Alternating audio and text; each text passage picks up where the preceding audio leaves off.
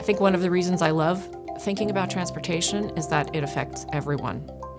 We all need to go places. We need to have goods delivered to us. We need to visit family and friends. So it's a part of our everyday lives. The choices that we make in government are really important for understanding what the impacts are on transportation. What's still left unaddressed is how all of these pieces are going to change as we adapt to a rapidly warming climate. The transportation sector is very reliant on petroleum-based fuels, but we are in the midst of a very significant shift toward new sources of energy. As we move to vehicles that are powered by other sources and not gasoline, we are collecting less revenue from gasoline taxes to support transportation infrastructure, facilities, and services. The way that we pay for most of the country's transportation infrastructure is through taxes on gasoline. And we know that that creates challenges and severe consequences for the environment and for climate in the long term. If you're interested in trying to understand what are the ways in which policy is going to make the transportation system adapt for climate change, then you need to look to states and state governments. So that's where we come in. Here at UT, the Energy Institute provided really a golden opportunity to bring together colleagues with different expertise to better understand the role that legislatures play and their perspectives on the challenging questions. Our research team at the University of Texas, LBJ School and the School of Architecture and the Texas Politics Project, were able to talk to lawmakers to get a better sense of what are the big issues, what are the big problems, what are the ideas that they're coming up with to address those, and then what are the challenges to moving forward. This work is inherently difficult. Looking at state legislatures is not the kind of work that a lot of people do. There's less attention paid to state-level processes. So in this project, we talked to small focus groups of individuals and did a few individual one-on-one interviews in order to get a sense of the scope of the problem. Climate change it's a very loaded term for a lot of the figures that are engaged in this process. And so one of the challenges is to manage discussions in the focus groups, for example, on that subject, without triggering responses from people that are rote and well-practiced. I got interested in infrastructure many years ago, and what really stuck out to me was that the infrastructure is really kind of like the spine that helps everybody function in their daily life. The state is a partner with the locals and the federal government to put funds and plans together to help people with movement.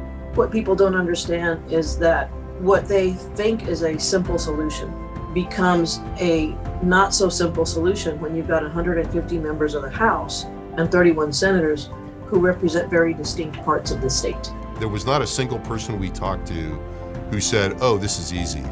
They recognize that it's a difficult policy area, and in particular, they recognize the financial and fiscal implications of trying to plan for the longer term in these issues, and just how difficult that is.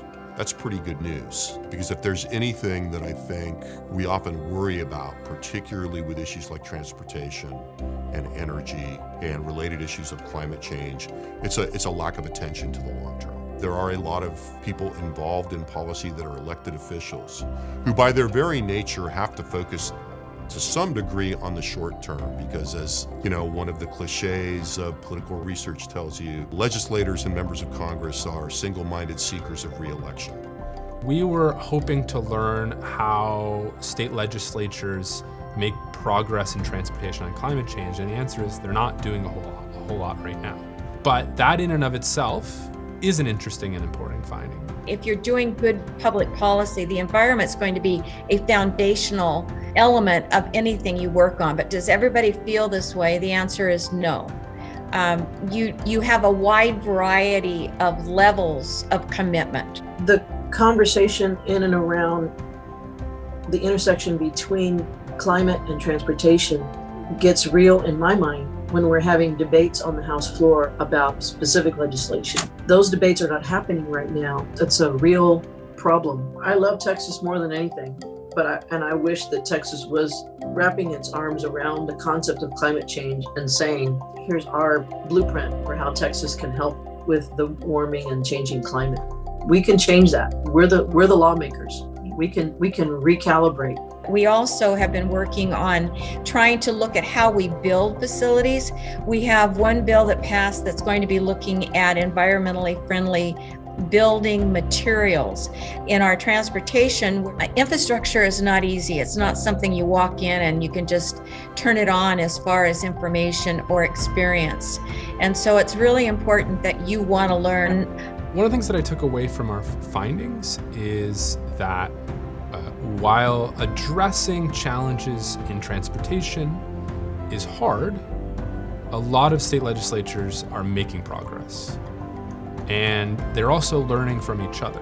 Well, there's always value in talking to people that have a different life experience than you, so that you can learn from each other. If legislators who have the power to affect change are talking to one another without party labels and with an open mind, that's always a good thing. Research presents a great opportunity to pause and to understand what we're doing in policymaking and planning spheres, and to reflect that back to the public and to elected officials, so that we have this big picture. The next phase is to really bring those conversations into a wider audience. We don't want the research to just sit there. We want to be able to use that as a springboard for bringing together policymakers and university researchers, constituents, to really think about these issues and seed the conversations that are needed that will give legislators a level of comfort in branching out in some of the policy directions that they've been reluctant to take. Multidisciplinary research works well when it's larger than the sum of the parts. And I do feel like this project, we were able to do that. And I think that's a rare phenomenon at most institutions. But at the University of Texas, provides a rare opportunity to leverage resources to make a big impact. What I hope everyday people can take away is that these questions about the future of transportation and how we pay for transportation are really important.